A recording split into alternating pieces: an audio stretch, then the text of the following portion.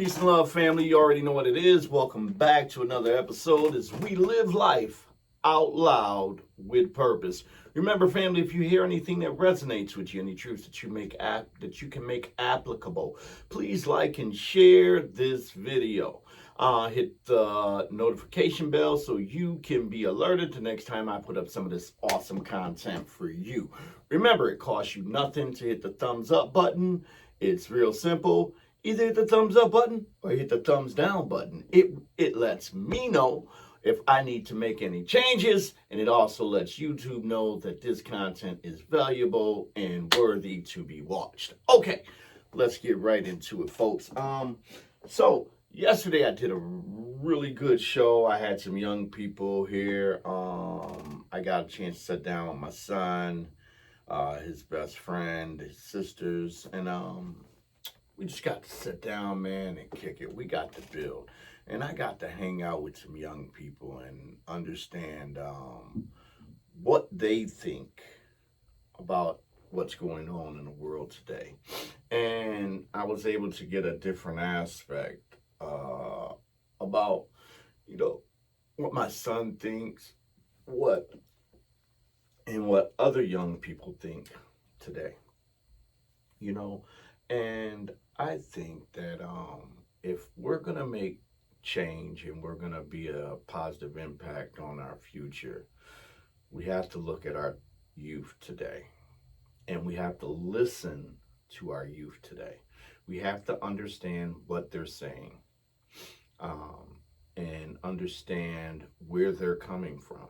And if we don't, we need to find a way to bridge the gap. We have to find a way to be able to connect with our children, connect with today's youth. And I was astonished to find out how, conscious and woke my son and his friends really are. And how much, similar in theology we really think from. Me and my son and his friends, we actually think from a lot of certain vantage points. And I always thought it was such a disconnect, when really it's more of a connect than there is a disconnect. And, I'll keep saying this because I've heard it said, and I really like the saying, chew the meat and spit out the bones. We have to learn to do that, especially when it comes to our youth, and not just the youth, but even when it comes to how we deal with one another, because how we deal with one another is very important if we're going to make change and make that change positive. We have to figure out what our differences are.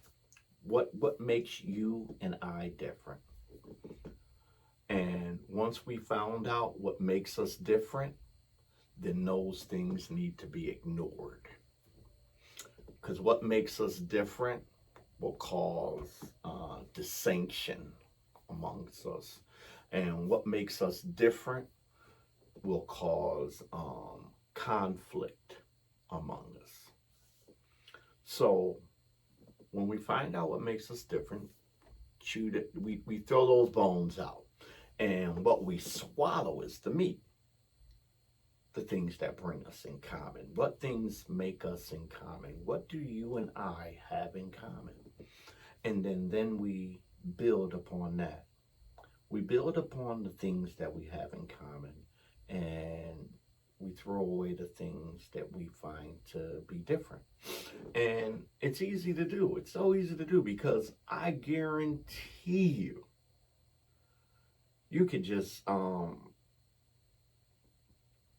think about the last two people you've came in contact with, and think about all the differences you and those two people having, how much difference you guys have, how many differences you have in common, as opposed to how many things you have actually in common.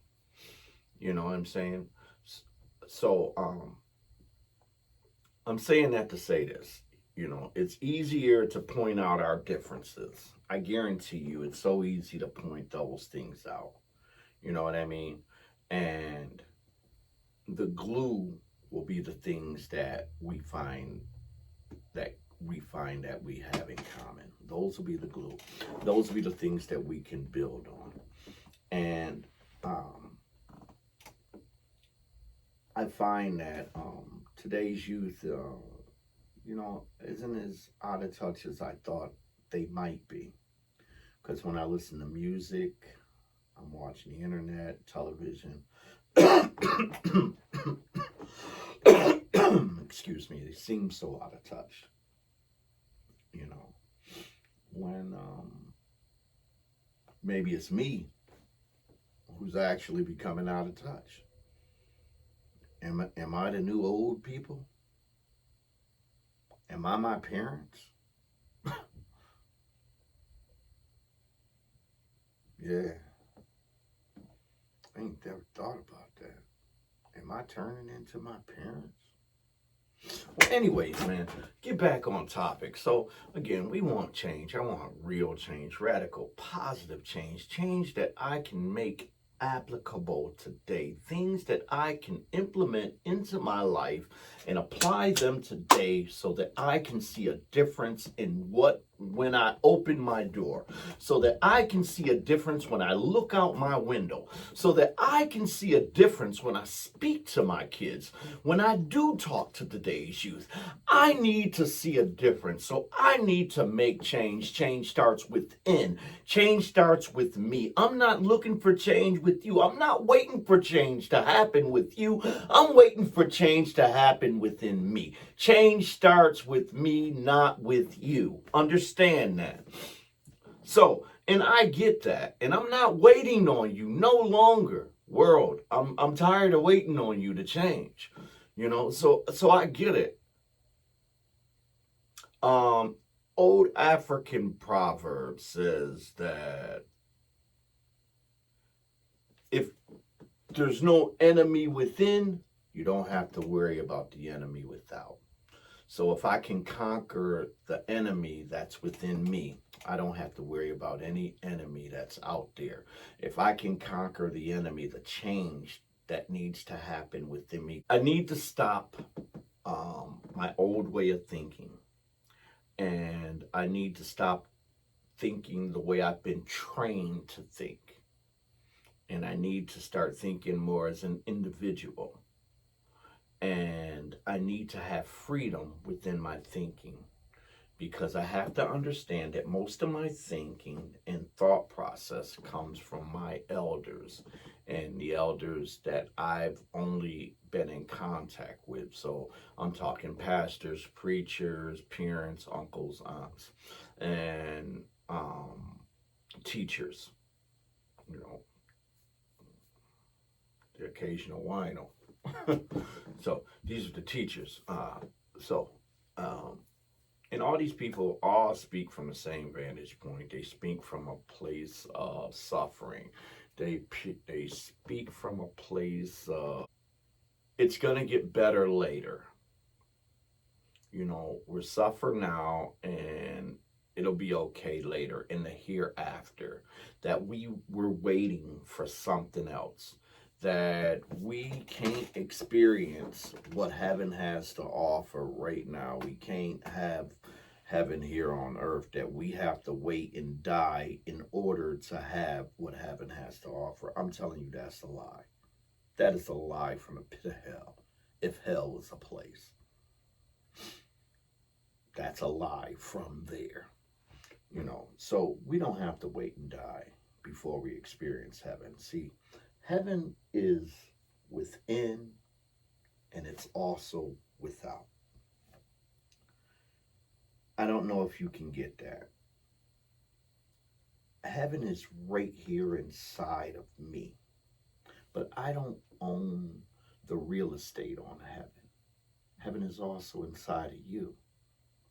And we need to stop being afraid of saying that heaven dwells within me. And guess what?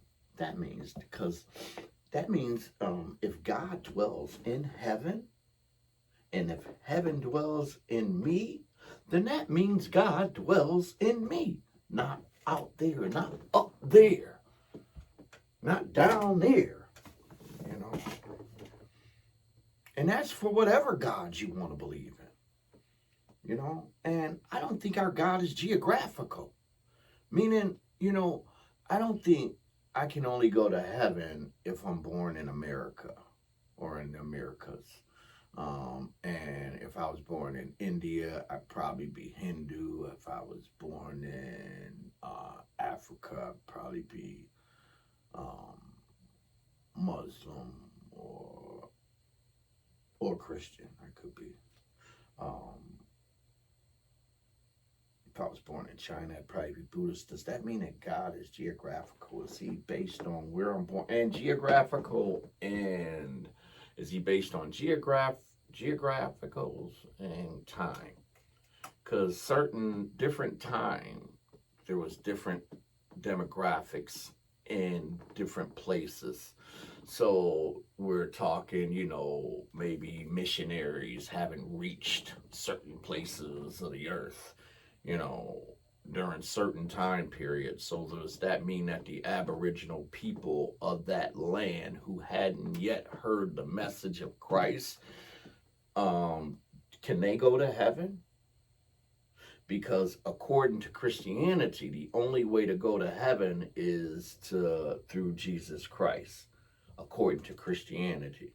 And then there's certain things, it's like a ritual we have to do. We have to say that we're a sinner.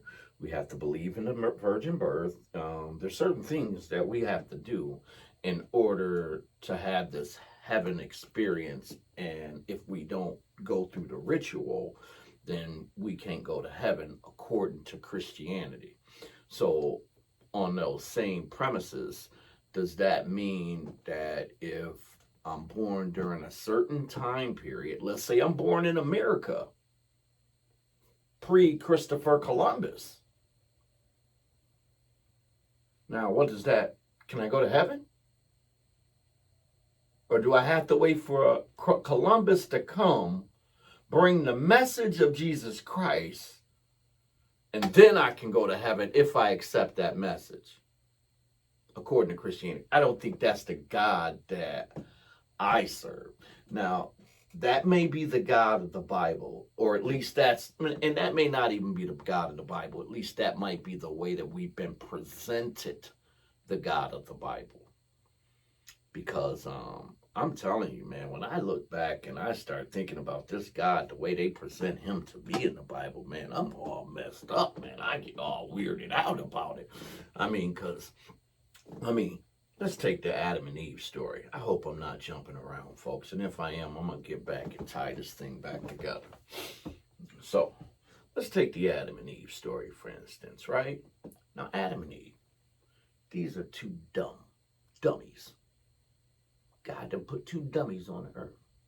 We're going to say that now either I can call them dummies or I can call them children. Now, I don't know whichever you want to feel good with. Whichever makes you feel good. I can call them dumb children if that makes you feel good.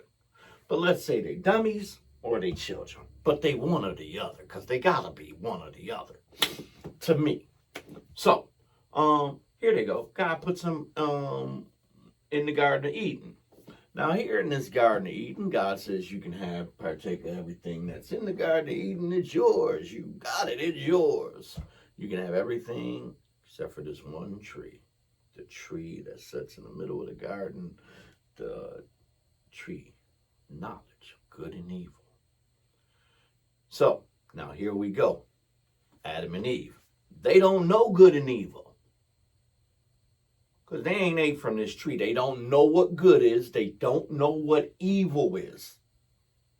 All they know is they've been told don't eat from the tree. Now, if I eat from the tree, is it good or is it evil? Can I do it or can I not? What happens when I eat from the tree? The Bible says that God told them in the day that they eat from the tree, they would surely die. What's died up until that point? Has anything up until then died? I mean, God didn't even kill the first animal. He didn't even sacrifice an animal up until that point. Because remember, afterwards, he sacrificed an animal and he gave them skin to cover up their nakedness. I'm jumping way ahead, but we're going to get back to these dumb kids. Don't know nothing. Dumb. They two rocks. God done set two rocks. Animated rocks in the midst of the garden. All right. Now, he tell them they can have everything except for this tree. Because once you eat that tree, you'll surely die. So, serpent came, did its little thing, according to the story. Eve partook from the fruit. And then it said, and according to the Bible, when I read this story, y'all don't know, I get so deep into this thing. So, according to the story now, and I'm reading the story, and I read it for what it is, and it says that, that the serpent gave the fruit to, it says it gave, the serpent was having a conversation with Eve the whole time. Never with Adam. He was having a conversation with Eve the whole time. And this tells me that, according to the Bible, that the conversation must have been in Eve's head, because then it said that she gave to the fruit to her husband who was with her. So her husband was with her the whole time, but the conversation wasn't between the three of them. It was only between the two of them. So that tells me that sin starts in the conversation in the head. But again, jumping way ahead, we're going to get back to these dumb rocks that are sitting in the midst of the garden. Now I'm thinking about me, and I got kids. I love my kids to death, man. Oh my God, I love my kids to death. And I'm trying to wonder sometimes, do I love my kids more than the God of the Bible?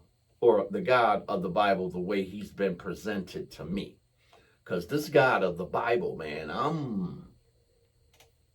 I got some questions and some reservations and some thought process about this God of the Bible.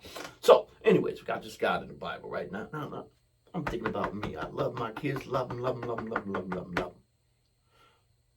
I'm thinking here go Christmas time. Tell all the kids, hey, here's the toys. You can have all the toys. These are all your toys, kids. Every toy is yours. You can have them all. But I've got a gun, and I'm going to set this gun in the middle of the floor. Now, you can play with everything else. You can have all these other things, but I'm going to put this gun in the middle of the floor. And the minute you touch that gun, the day you touch that gun, you're going to die. Because that's what God did, didn't he? He pretty much put a loaded gun in the middle of the garden. Something dangerous, something that could kill them, something that could hurt them. But see, I love my kids. I would never put that loaded gun down there. I would have not put the tree. All right, let's get deeper into this. Then, it said, then after they ate from the tree, then God says, now man has become as one of us, knowing both good and evil. So what did man know before that? And how can you punish him for not knowing it? And then, not only did God punish them, not only did he punish Adam and Eve, but he also punished you and punished me. And then this God of the Bible didn't even stop there. He didn't stop at punishing you and me. He even punished our kids. Then he punished our kids' kids that ain't even born yet. God is still punishing them. This God of the Bible, this is the God you talking about, man. I'm telling you, I got a whole different aspect about God. And I'm sorry, ain't no preacher, ain't no pastor, ain't no religious person gonna tell me anything different. At least not right now. So, when I keep thinking about this God of the Bible. So now, here we go. This is my scenario. Now, we got this God of the Bible, right? Now, here he is. Now here he's God. And we got Adam and Eve. And he telling them you could eat of every fruit in the garden, except for this one in the midst of the garden. And the day you eat from that tree, you're gonna surely die. Right? Now here go God.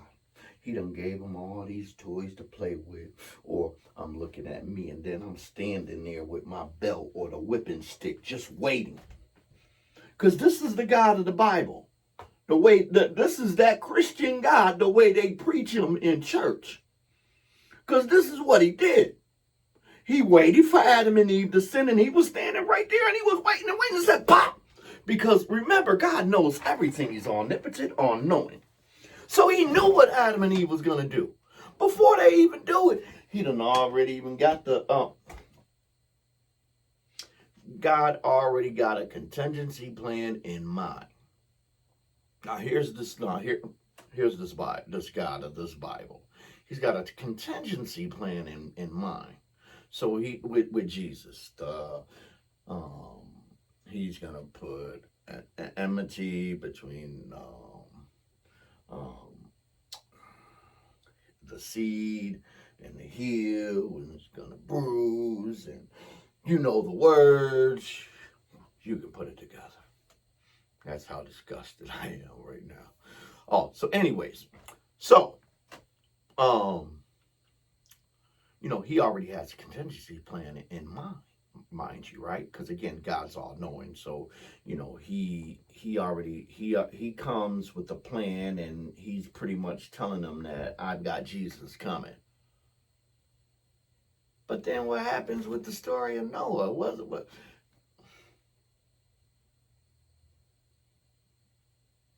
So he knew that Jesus was going to come, but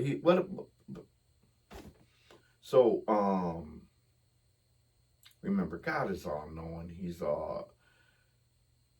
He knew that they were going to eat from the tree. He had to know it then. So then why put it there? So then he do that, and did the serpent help him then? So we keep looking at this serpent as a bad person. Now, if I look again, the serpent almost looks like he freed Adam and Eve from their jail then. Because now I'm gonna have to look at Adam and the Garden of Eden as a prison. And was Adam and Eve meant to live out their life sentence in that prison?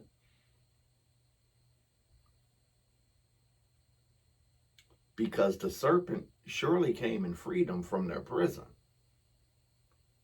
For ideology, what their thought process was, their theology at the time, which was given to them by this God of the Bible, this guy that I'm telling you in the picture that I painted was very mean,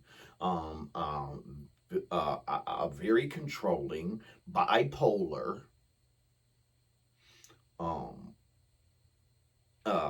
narcissistic, almost like he had a God complex. Anyways,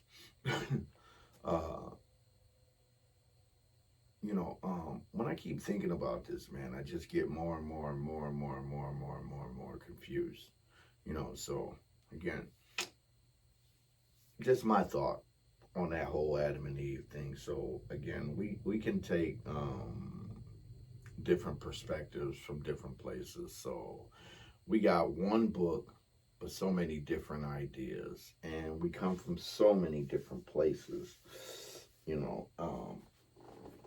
Even to where how do we even help develop our kids and our kids and give them the right information if we continue along these same ways of thinking? And then in the Christianity way of thinking, it makes you think that we're responsible for the world, and when we don't live our lives as this perfect Christian, we become inadequate, and we're um, controlled through fear, um,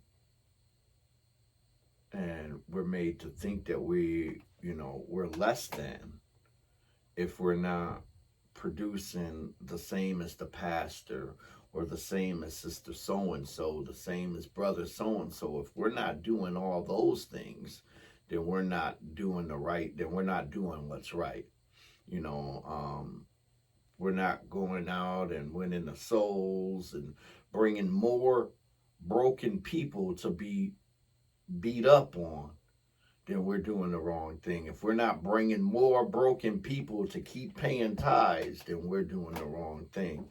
And we're not living up to these things, then you're inadequate as a Christian. You're not doing your job as a Christian because you're not out winning souls. So I thought, even Jesus' message said, the Great Commission, go out and spread the good news. What's the good news? Does anybody even know? I'm asking you right now, do you know what the good news is? So I ask most pastors, and I ask most theology people that supposed to be all up there, what is the good news? Oh, well, the good news is Jesus died for us and, rose again. That's the good news. Well, how was Jesus telling us to go out and preach the good news if he hadn't died yet? So that can't be the good news. You're wrong. The good news isn't that Jesus died for us. See, that's the problem, and this is the thing. Well, I got questions, reservations, and concerns for the man Jesus Christ. I believe in the Spirit of Jesus Christ wholeheartedly. Have no problem with announcing that I believe in the Spirit of Jesus Christ. I think the world needs the Spirit of Jesus Christ. We've needed it then, we need it now. More so than ever, we need the Spirit of Jesus Christ. I don't think we need the man Jesus Christ, because I don't think anybody would believe he's who he says he is anyways. If the man Jesus Christ was to show up today, everybody would, oh, yeah, right.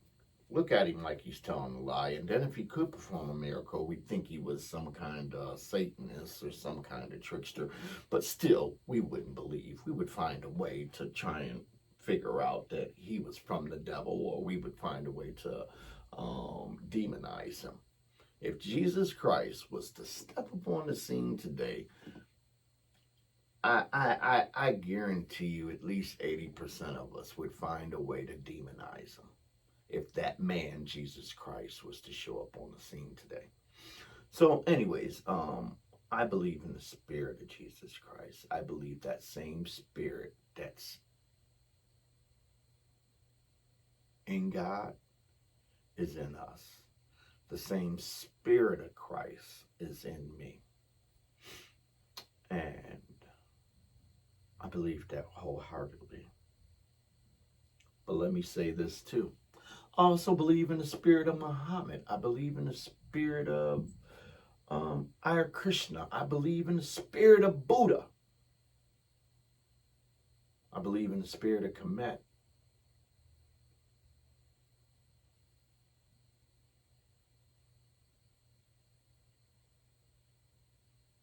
And when I say I believe in all these things, see, I don't think the God that I serve is geographical or has a time stamp.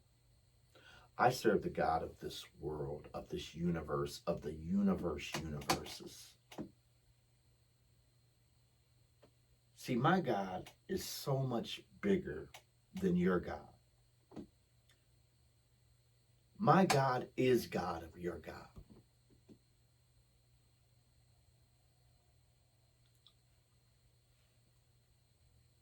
See, you serve a God of a planet. And your God is even more minute than that. He's only for a certain people during a certain time. That's your God. My God is God of the world's worlds.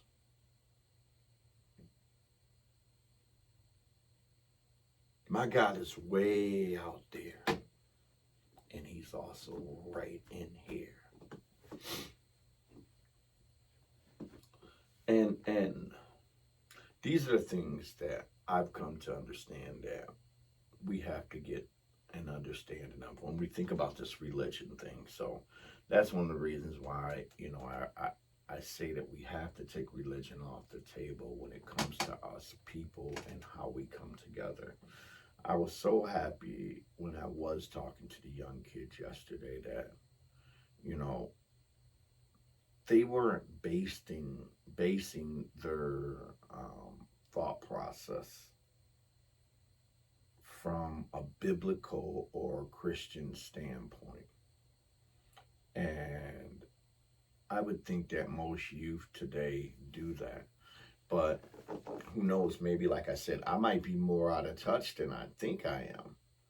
Maybe my generation is the last Christian generation. I don't know. Is the Christian generation dying out? Don't know. I'm trying to teach my kids and my grandkids, but I'm teaching them through demonstration, and I'm teaching my kids about spirituality. And I use the Bible as a reference book. I use the Bible as a teaching point because there's a lot of great lessons to be taught. I think there's a lot of history in the Bible, but I can't use it as historical facts. But I do believe that there is some history in the Bible. There is a lot. You can find a lot of history in the Bible. A lot of things do line up, But I can't look at it as a historical piece of evidence. Not based on antiquity and archaeological reasons, so. But again, man, this is a great build. I'm happy with it. I hope you are too. Great information. I like to share this on a daily basis, folks. So please give me the thumbs up. Let me know that you are interested in continuing to hear what I have to offer. And don't forget, if you heard anything that resonates with you, any truths that you can make applicable, please like and share the video. If you think anyone else needs to hear what you heard, please like, share the video. Don't forget, hit me up for any Forex trading. I will share my link below. Get at me, folks. And don't forget, live life out loud with purpose. I love you, family. Peace and love.